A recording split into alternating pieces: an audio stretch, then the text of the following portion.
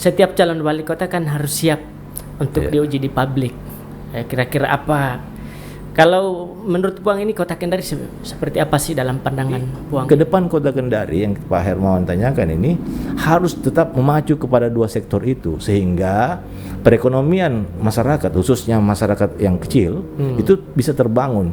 Nah, fungsi kontrol inilah yang kami jalankan. Saya sebagai anggota DPR menjalankan sama dengan Pak Abdul Razak karena beliau adalah politisi senior sudah 4 kali menjadi anggota DPR. Misalnya kemarin kalau saya lihat ternyata sempat Puang pakai dana pribadi untuk membangun drainase begitu. Kadang-kadang ada dana aspirasi dan kadang-kadang juga memakai dana pribadi begitu Puang ya. Saya sudah berikhtiar Pak bahwa segala hidup saya akan serahkan kepada Kota Kendari karena inilah yang membesarkan saya. Di sini saya lahir, di sini juga saya bisa menjadi anggota DPR. Kota Kendari ini Pak, kota yang harus kita support. Kenapa? Dia harus sejajar dengan kota-kota yang ada di Nusa Timur. Tidak boleh Pak ketinggalan. Kenapa? Kita ini bukan kota miskin Pak. Banyak potensi lain yang perlu dikembangkan di Kota Kendari. Banyak Pak. Insya Allah nanti kita akan ketemu di 2024. Insya Allah. Siap.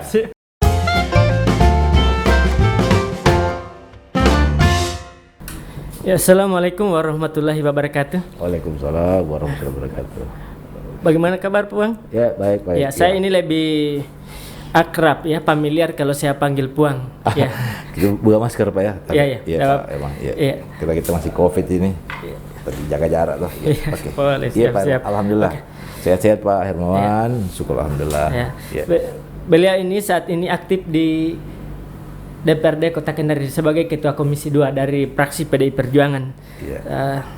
Saya kira khususnya masyarakat Kota Kendari dan pada umumnya Sulawesi Tenggara, beliau ini sudah tidak asing di kita ya.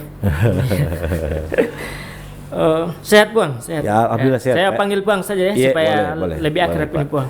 Pak Hermawan sehat juga ya? Ya, alhamdulillah sehat. Puang, saya kalau membaca profil Puang ini ada satu yang menarik ini. Ternyata orang tua mantan ketua DPR ya? Iya, alhamdulillah. Beliau mantan ketua DPR tahun 1970. Iya. Satu yang menarik ternyata beliau tidak punya rumah jabatannya, rumah. Oh, tidak ada Pak. Kami tidak punya. Kami sama sekali tidak punya rumah. Beliau di sini balik ke Kendari juga. Dia masih kontrak-kontrak rumah. Iya. Banyak. Apa yang paling berkesan ini, Bang, yang ya petua-petua beliau, karena beliau sebagai seorang militer, sebagai seorang pejabat tentu banyak hal yang banyak diceritakan kepada anak-anaknya soal semangat begitu. Ya, makasih Pak Hermawan. Assalamualaikum warahmatullahi wabarakatuh, para pemirsa Rakyat Sultra. Jadi pertama-tama saya berikan salam dulu, kita semoga dalam kondisi pandemik ini tetap sehat walafiat, selalu dalam lindungan Allah Subhanahu wa taala. Ya, saya sedikit menjelaskan Pak Hermawan bahwa saya terlahir di 8 bersaudara dan saya bungsu ke-7 laki-laki. Jadi ayah saya seorang militer. Almarhum ayah saya itu adalah Mayor Purnawirawan Haji Andi Baso Samdaud. Beliau itu datang ke Sulawesi Tenggara tahun 1963. 63 itu beliau langsung ke Pone, jadi Konawe Kepulauan sekarang. Sempat jadi camat ya kalau sempat jadi tamat, terus sempat jadi BPH juga di sana. Jadi beliau punya masa pekerjaan itu banyak di Sulawesi Tenggara. Nanti setelah tahun 1970 itu almarhum ayah saya pindah ke Kota Kendari menjadi ketua DPR Kota Kendari tahun 1970. Itu baru pertama DPR terbentuk. DPR. Jadi dulu kan ada namanya DPR GR Pak Hermawan. Jadi itu pindahlah bersama ibu saya tepatnya di Kota Lama itu ada rumah jabatan di situ. Kota Lama kan memang dulu sebagai jadi semacam kayak istana. Di situ ada rumah Pak Gubernur, rumah Pak Bupati Kendari, juga ada rumah Ketua DPR. Nah, disitulah. Jadi beliau, jadi tahun 70 saya lahir tepat pada saat beliau menjabat Ketua DPR, saya lahir di Kota Kendari. Iya. Menarik ini Pak. Puang, ini kan kalau saya membaca media-media online, Puang ini sudah salah satu calon wali kota Kendari ya. Iya. Saya kalau kemarin saya baca media online, Puang ini salah satu kandidat yang paling banyak dipilih netizen, paling banyak Alhamdulillah. Artinya Puang ini setiap calon wali kota kan harus siap untuk diuji di publik. Kira-kira apa? Kalau menurut Puang ini Kota Kendari seperti apa sih dalam pandangan Puang ini? Iya. Pertama-tama saya mengucapkan mengapresiasi, terima kasih kepada masyarakat yang telah memberikan hasil polling itu. Saya menempati urutan teratas. Itu bukan suatu suatu yang harus dibuat-buat ataukah hal yang membuat saya jadi besar ataupun terlalu kepedean, tidak, Pak. Tapi itu menjadi tanggung jawab besar bahwa masyarakat menaruh harapan sama kita.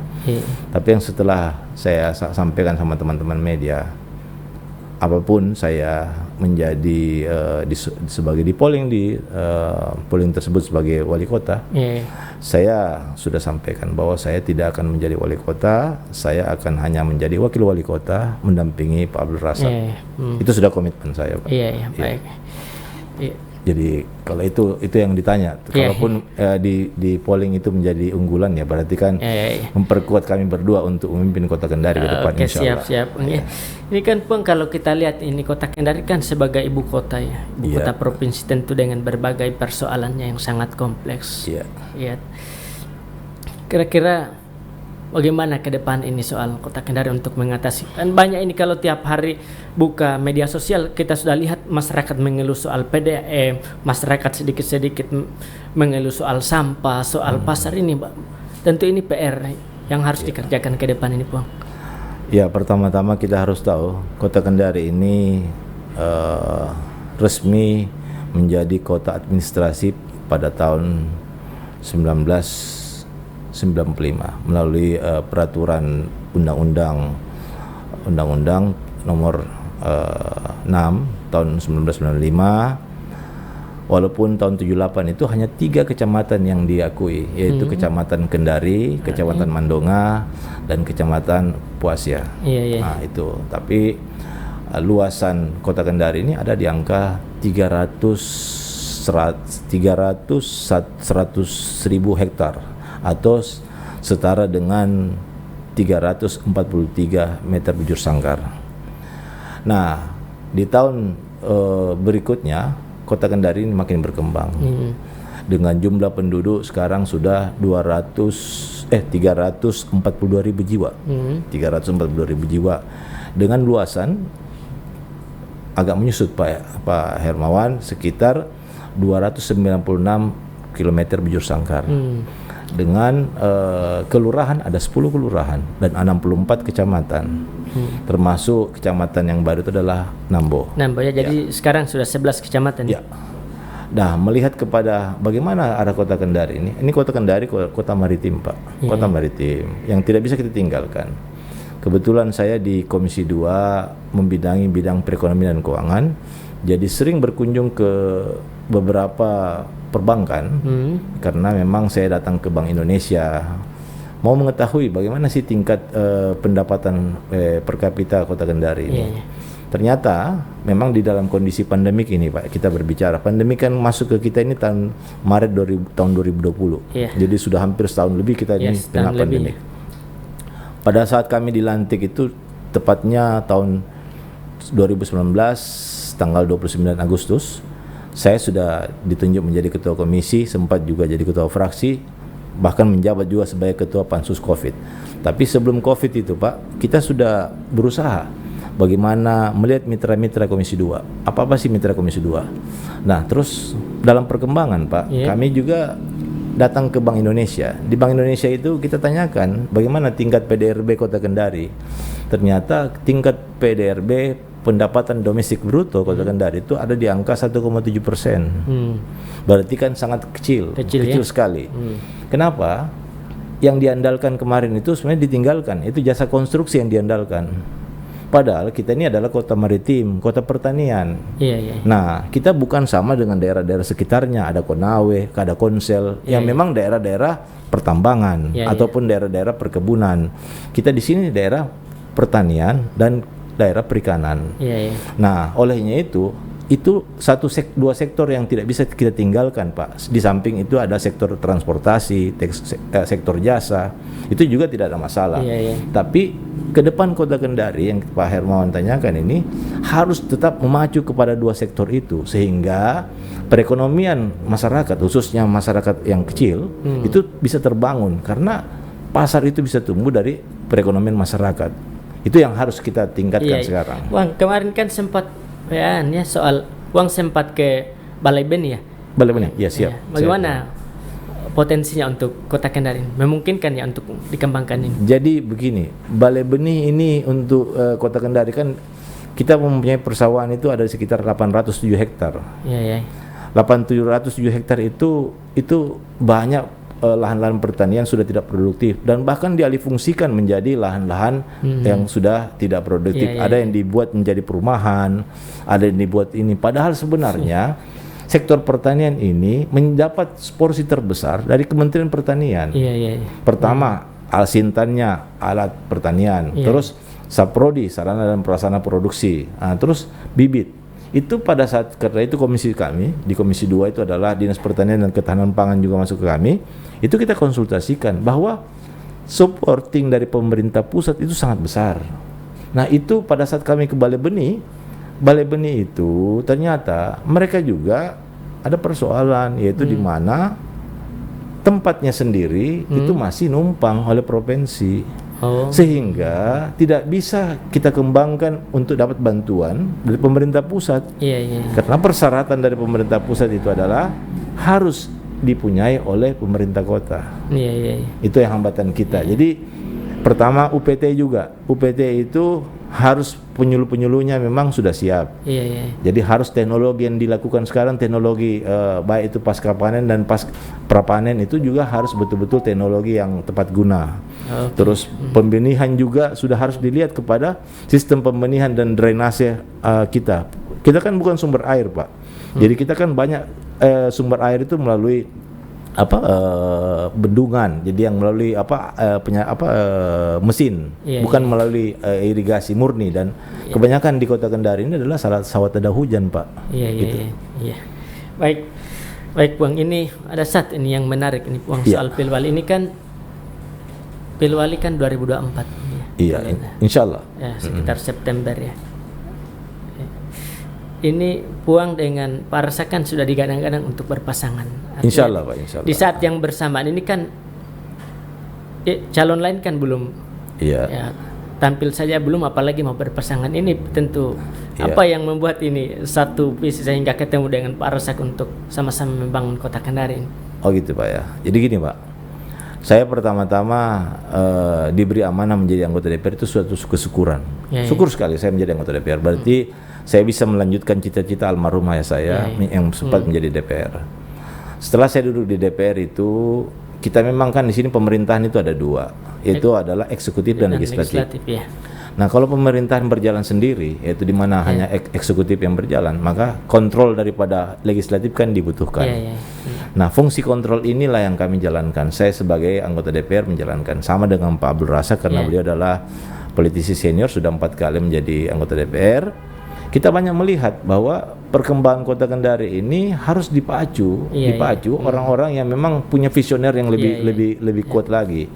Maka ya kami berdua mempunyai kesepakatan kalau kita diberi ruang oleh masyarakat dan juga diberi juga kita amanah dan kami diijabah niat kami berdua, maka kami akan berusaha membangun Kota Kendari yang lebih baik lagi, seperti hal yang kita utarakan.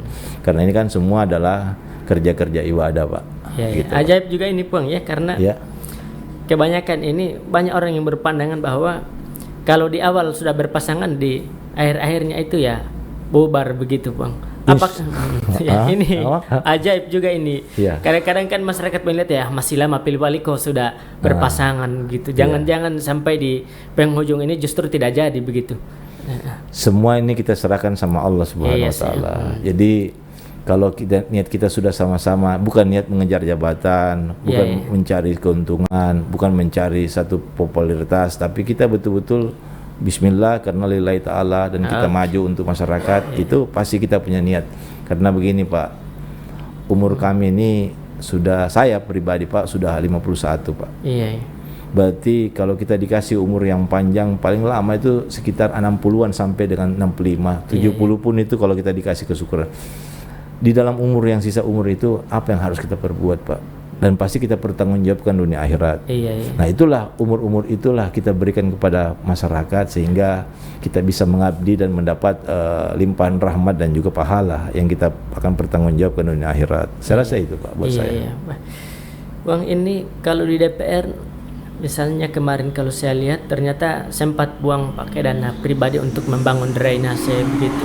Kadang-kadang ada dana aspirasi dan kadang-kadang juga memakai dana pribadi begitu Bang ya. Apa yang mendorong Puang ini sehingga Dari mana tahu? ya Pak? saya ini Jadi saya itu Pak, kalau ada sudah keluhan masyarakat terhadap masalah-masalah yang masuk dalam infrastruktur memang tidak bisa dibantu oleh pemerintah. Saya rasa sih ya tidak ada yang tidak bisa kita lakukan kalau kita punya niat yang tulus ikhlas. Bukan karena sesuatu Pak, bukan karena politik Pak ya. Karena apapun yang saya kerjakan mulai dari hati saya sampai saya perbuat itu sudah dicatat oleh Yang Maha Kuasa Pak. Karena saya ini Pak Hermawan, basically saya bukan orang partai, bukan dari politik Pak. Saya dari NGO. Jadi saya LSM. Jadi murni apa yang saya perbuat itu ya murni apa yang di lapangan yang terjadi.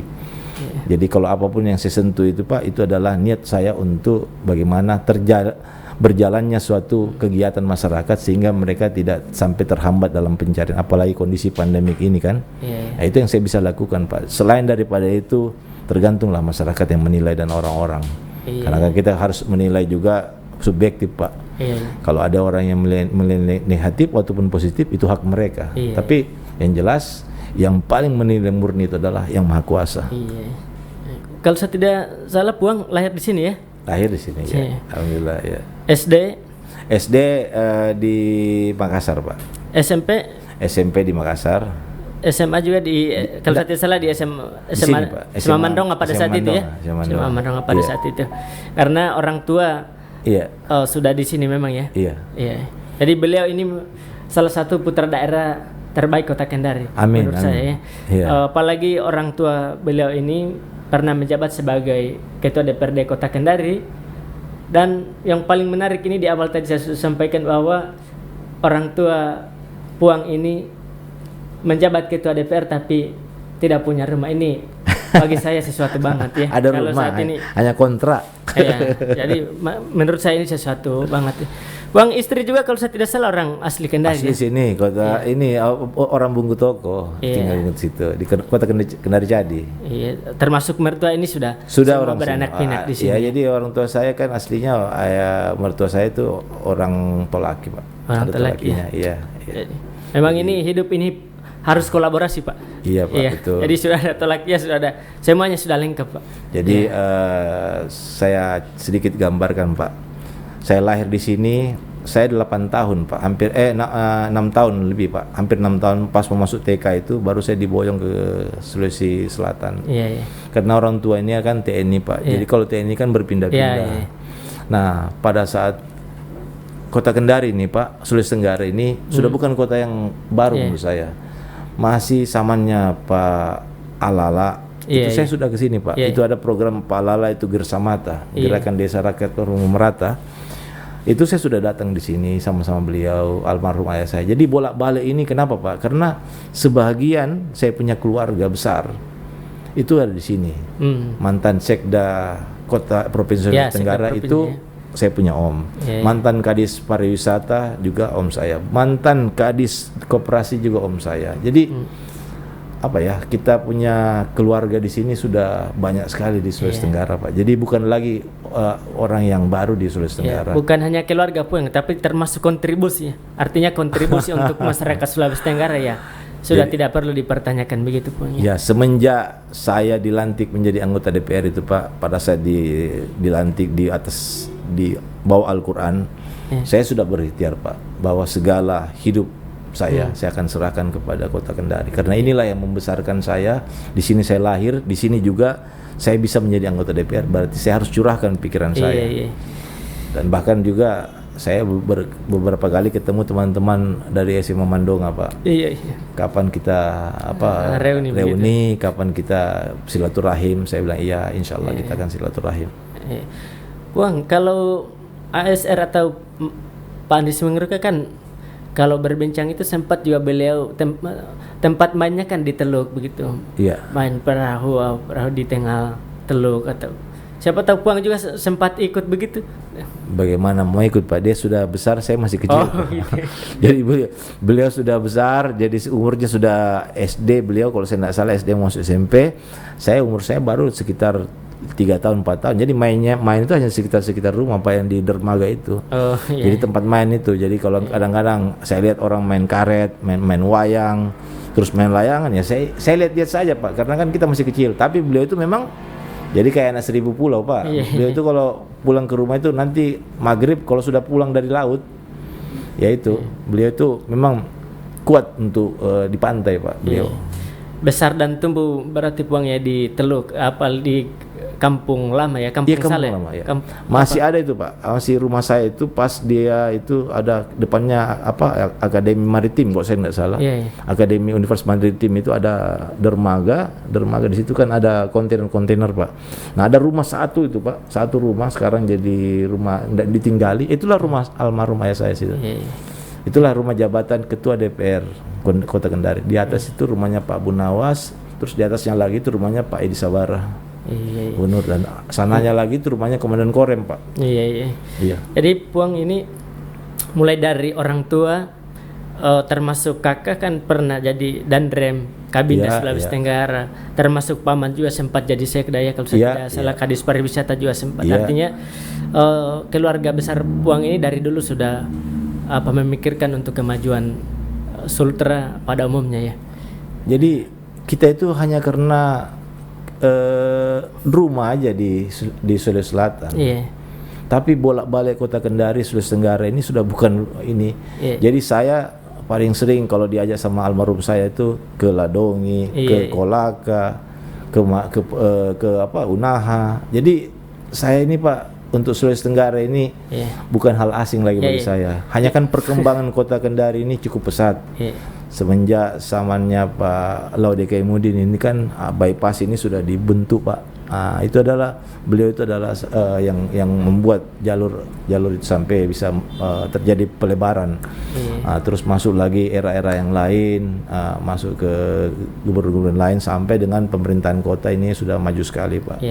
Jadi tapi kita merasa bahwa Kota Kendari ini bukan dari bagian daripada orang lain Pak.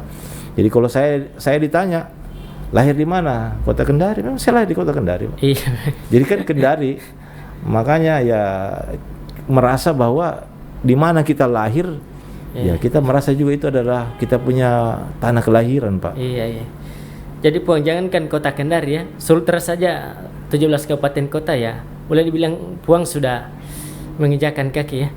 Kalau 17 kabupaten kota belum Pak, karena saya itu satu yang saya belum datang itu Oni yang sekarang Kunoy Kepulauan. Itu kalau Buton, Muna, Raha, Bau-Bau itu sudah pernah Pak saya datangi. Tapi kami ini masih kalah Puang, karena saya juga belum ke Muna Barat jadi. Sudah Pak, saya sudah. Hanya ini saja tempat almarhum ayah saya waktu jadi camat itu saya belum. Sekarang kan Kunoy Kepulauan Pak. Insya Allah saya akan ke sana. Kalau Wakatobi Pak sudah 2 kali Pak saya ke sana. Kami masih kalah ini Puang ini yang karena saya Muna dengan Muna Barat belum Puang. Rasa memiliki yang harus kita lakukan Pak. Jadi saya tinggal Sulawesi Selatan Pak, tapi ada beberapa kabupaten di Sulawesi Selatan saya tidak pernah injakkan kaki Pak. Bahkan yang saya hanya injak saat itu di Bulukumba, Bone, Toraja Pak. Tapi kalau yang lain saya tidak pernah datang Pak. Itu pun lewat tapi tidak pernah singgah. Bahkan kalau di Sulawesi Tenggara Pak, ini saya datang singgah bermalam. Nah disitulah. Jadi intinya Puang saya juga ini kan ya berKTP Kota Kendari lah. Iya. Saya berharap ya mudah-mudahan Puang terus berkontribusi untuk Kota Kendari. Jadi kami juga ini warga Kota Kendari ini Puang. Oh iya. Kota Kendari ini Pak, kota yang harus kita support. Kenapa? Dia harus sejajar dengan kota-kota yang ada di Nusa Timur. Tidak boleh Pak ketinggalan. Kenapa? Kita ini bukan kota miskin Pak. Kita ini kota pariwisata, kota maritim Pak. Jadi pikiran saya Pak ke depan, kita harus mengoptimalkan sumber daya air, di mana di situ ikan, seluruh hewani yang ada tumbuh di laut itu yang harus kita menjadi pendapatan kita, sehingga itu menjadi sumber pendapatan daerah kita. Kalau itu tidak dioptimalkan Pak, sungguh sangat miris kita Pak. Cocok Bang, kan ini Kota Kendari salah satu kabupaten mungkin yang tidak punya tambang nikel begitu. Iya. Artinya kalau tidak punya, kenapa kita harus berpikir ke situ? Iya, artinya harus ada potensi lain, banyak potensi lain yang perlu dikembangkan di Kota Kendari. Banyak Pak. Insya Allah nanti kita akan ketemu di 2024. Iya, siap. Bang, bagaimana kalau keluarga, dukungan keluarga maju begitu? Alhamdulillah, kalau keluarga saya itu istri saya dan anak-anak saya itu sangat mendukung saya. Pertama Pak, saya masuk ke dunia politik ini adalah didorong oleh keinginan daripada keluarga juga. Kedua adalah saya juga didorong dari oleh saya punya kakak, karena beliau adalah pengganti orang tua saya, yaitu Bapak Mayor Jenderal Purnawirawan Andi Sumanggaruka. Jadi saya banyak berbicara sama beliau, kira-kira arah politik ini bagaimana, saya harus bagaimana, apakah saya harus bisa masuk bersama-sama Pak Razak untuk mengemban amanah. Ya beliau bilang ya silahkan, selama itu masyarakat menginginkan dan memang itu karir yang kau rasa bagus dalam hal membantu masyarakat, silahkan. Apalagi istri saya juga mendorong saya Pak, karena istri saya itu memang dari awal, dari semenjak saya masih bergelut di dunia LSM sampai masuk ke politik, istri saya itu sangat mensupport saya Pak. Bang, kalau ini kan, kalau kita apalagi Bang sudah menjabat sebagai ketua komisi dan juga di DPR ya secara umum, ini kan kalau kita sejadi anggota DPR ya hampir seluruh hidup kita ini kan kita abdikan untuk masyarakat ini. Betul Pak. Kalau dari keluarga sempat atau pernah ada begitu keluhan karena kurangnya waktu begitu? Saya Pak Hermawan, memang keluarga itu sangat terbatas sama saya sekarang Pak, karena setiap dari Senin sampai dengan Jumat itu, kalaupun Sabtu itu tidak ada kegiatan, paling ada kegiatan sosialisasi bertemu masyarakat. Nah hari Minggu itu adalah hari untuk keluarga Pak. Kadang-kadang Sabtu itu saya sudah biasa tidak on-kan HP Pak. Saya sudah tidak on-kan HP karena anak saya masih kecil-kecil Pak, apalagi perempuan semua. Jadi kalau saya pulang itu pasti saya bermain sama anak saya. Jadi saya merasa lebih rileks lagi kalau sudah hari Sabtu dan Minggu Pak. Tapi kalau jika pada hari Sabtu Minggu pun itu ada kegiatan yang harus saya terjun ke masyarakat, ada kegiatan-kegiatan di DPR Pak, maka saya mengatakan kepada istri saya untuk bisa mengerti kondisi saya, dan istri saya sangat mengerti Pak. Tapi kadang-kadang juga berkeluh kesah bahwa kenapa sih semenjak ini di Kendari, dulu di LSM itu Pak ya tidak ada no limit waktu. Kan kalau LSM itu biar malam kita ada kegiatan, tapi kan selalu ada di rumah. Tapi kadang-kadang ini Pak jarang jadi jarang. Kalau ada kegiatan-kegiatan biasa dia hanya bilang, sudah Mi, jangan Mi, kalau memang kau ajak bapakmu biasa dia lebih diajak sama masyarakat, ya kita harus pasrah saja. Kalau anak-anak Pak bagaimana? Wah, anak-anak mengeluh. Jadi kalau pulang itu semua minta main sama saya Pak. Jadi saya gilir main satu-satu. Ini dulu saya temani main, ini lagi. Karena perempuan semua anak saya Pak. Jadi saya lah yang paling gagah di rumah Pak. Ada lagi satu tokoh ini, Mayor Jenderal Purnawirawan Andi Sumanggaruka. Saya tahu beliau ini banyak mempengaruhi, apalagi semenjak meninggal orang tua. Tentu peran Pak Andi Sumanggaruka ini tentu menggantikan peran sebagai seorang ayah. Apa petua yang paling Jadi gini Pak, saya sama beliau ini bedanya itu hampir sekitar 7 tahun Pak. Tapi dia kakak saya yang keempat, saya anak ketujuh.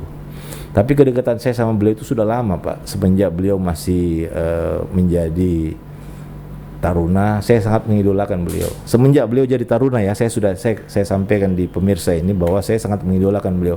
Jadi kita kan kalau bersaudara itu, di antara bersaudara kita kan ada kita idolakan, bahwa inilah idola kita, panutan kita gitu loh. Jadi saya semenjak beliau jadi tentara sampai dilantik menjadi Letnan 1, Letnan 2, saya banyak mengikuti beliau. Nah, setelah saya masuk ke LSM, pada saat saya masuk ke LSM saya kan aneh tuh Pak. Jadi nangkanya orang-orang narkotik. Jadi saya bukan LSM yang politik ataupun LSM lingkungan, tapi nangani orang-orang narkotik. Ya, LSM ini adalah LSM yang bersinggungan dengan masyarakat yang memang banyak di situ persoalan, baik bandar, peredaran, baik juga korban. Nah, pada saat saya mau bikin LSM itu, saya juga tanyakan sama beliau. Dia hanya bilang yang penting tidak masuk dalam kriminal. Silakan kerjakan asal jangan kriminal. Setelah itu saya masuk ke politik. Saya juga minta petua sama beliau. Bagaimana ini? Ya boleh saja kalau memang itu. Dan sampai saya juga masuk ke Kota Kendari ini adalah beliau juga memberikan saya supporting, Pak. Tapi beliau kasih tahu, satu yang saya pesan sama kamu, jangan coba-coba mengambil hak orang. Jangan coba-coba melanggar hukum, karena konsekuensinya kamu akan terima pribadi. Tapi ingat, banyak orang yang akan menjadi bermasalah di situ, termasuk saya, termasuk anak istrimu, termasuk keluarga besar kita. Olehnya itu beliau itu sangat komitmen, Pak, dalam hal ini. Jika bukan haknya, beliau tidak akan. Beliau selalu mengatakan jangan ambil haknya orang. Dan alhamdulillah Pak Hermawan, saya tidak diberi harta oleh orang tua saya, tapi saya diberi agama dan pendidikan. Itulah yang menjadi modal dasar saya semenjak almarhum ayah saya. Beliau menjadi ketua DPR 3 kali, Pak. Beliau menjadi anggota DPR itu 1 kali provinsi. Terus beliau itu tidak punya apa-apa, Pak.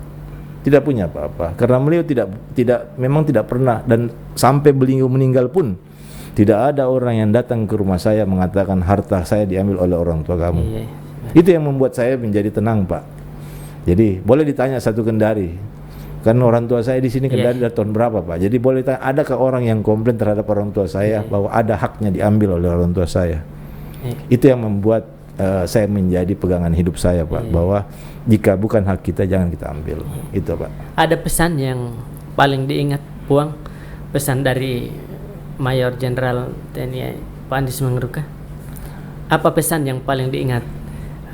Pesan yang paling diingat adalah berusahalah melihat ke bawah, jangan berusaha melihat ke atas. Karena kita ini orang dari bawah, bukan dari atas. Tapi kalau kita sudah di atas, jangan merendahkan orang yang ada di bawah kita. Itu yang beliau katakan sama saya. Jadi kalau jiwa sosial itu kita harus selalu mengedepankan, karena apa yang kita bisa berikan kepada masyarakat ataupun orang yang kita bisa bantu itu adalah investasi amal buat kita nanti di hari kemudian. Siap. Bang, ini kan Kota Kendari ini kota heterogen ini. Semua suku ada tentu. Iya, betul. Ke depan ini apa yang perlu dilakukan Pemkot supaya, atau pemerintah lah, supaya semua etnis ini menyatu begitu? Begini Pak Hermawan, sebenarnya kemajemukan kita di Kota Kendari ini kan harus dilihat secara parameter yang sangat luas. Sebagai kekuatan. Jadi budaya itu kan harus kita jaga. Budaya lokal itu kita harus menghargai. Jika memang ada keberagaman suku, adat, dan juga kita punya agama, itu yang harus dilakukan pendekatan oleh pemerintah. Bukan membiarkan terjadinya reaksi-reaksi yang kecil-kecil.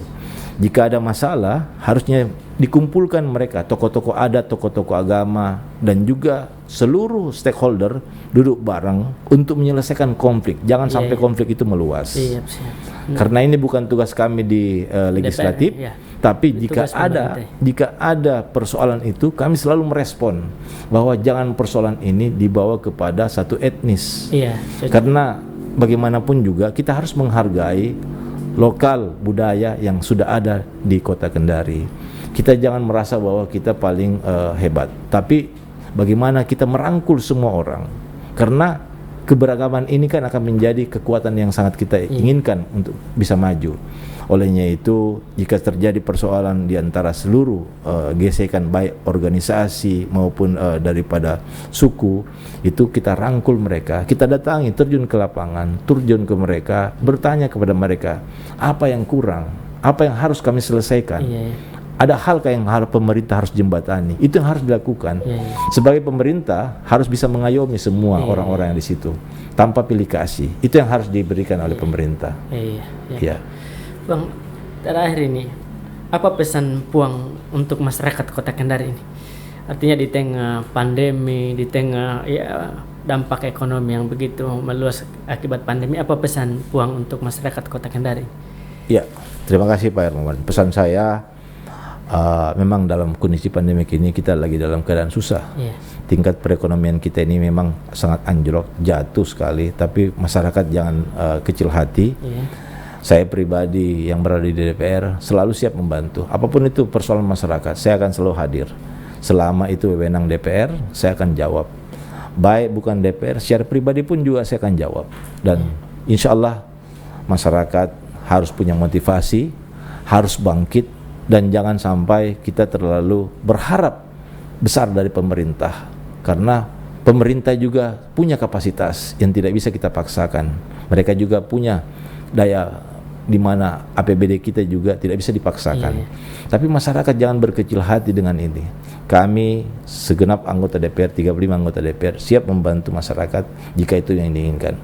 Saya pribadi mengharapkan kita jangan kalah dengan pandemik ini. Kita harus lawan pandemik ini dengan kekuatan untuk bersatu. Tetap jaga protokol kesehatan, tetap kita harus patuh dengan peraturan pemerintah, tetap kita harus menjaga keluarga kita paling terdekat supaya kita tidak sakit dan kita tidak kalah dengan pandemik ini. Dan paling terakhir adalah kita berdoa kepada Allah Subhanahu wa taala semoga pandemik ini segera berakhir dan kita bisa pulih hidup normal, sehingga pemerintah juga hadir di tengah masyarakat, masyarakat juga bisa hadir di tengah-tengah pemerintah dalam hal menyelesaikan persoalan-persoalan yang sangat kita harapkan ke depan. Kita tidak tahu, kita punya perekonomian ini mudah-mudahan tumbuh kembali seperti semula kala. Itu yang saya bisa sampaikan. Oke Puang, terima kasih banyak nih Puang. Iya, terima kasih. Ya, mudah-mudahan di lain kesempatan ini kalau kami undang Puang berkenan lagi untuk hadir. Pak Hermawan, saya diundang dimanapun juga hadir insya Allah. Selama kesehatan ini masih bisa. Saya berharap rakyat Sultra ini makin sukses dan juga menjadi mediator buat penyambung lidah masyarakat di tengah-tengah ini, dan juga menjadi motivator bagi masyarakat sehingga pemerintah bisa terbuka matanya, juga DPR sebagai fungsi kontrol buat kita. Saya rasa itu Pak Hermawan. Terima kasih banyak. Terima kasih banyak Pak. Saya kira sahabat podcast Sultra dimanapun Anda berada, saya kira diskusi bincang santai sore ini kami cukupkan sampai di sini. Dan mudah-mudahan kita semua dalam keadaan lindungan Allah Subhanahu wa taala. Amin. Amin. Assalamualaikum warahmatullahi wabarakatuh. Waalaikumsalam warahmatullahi wabarakatuh.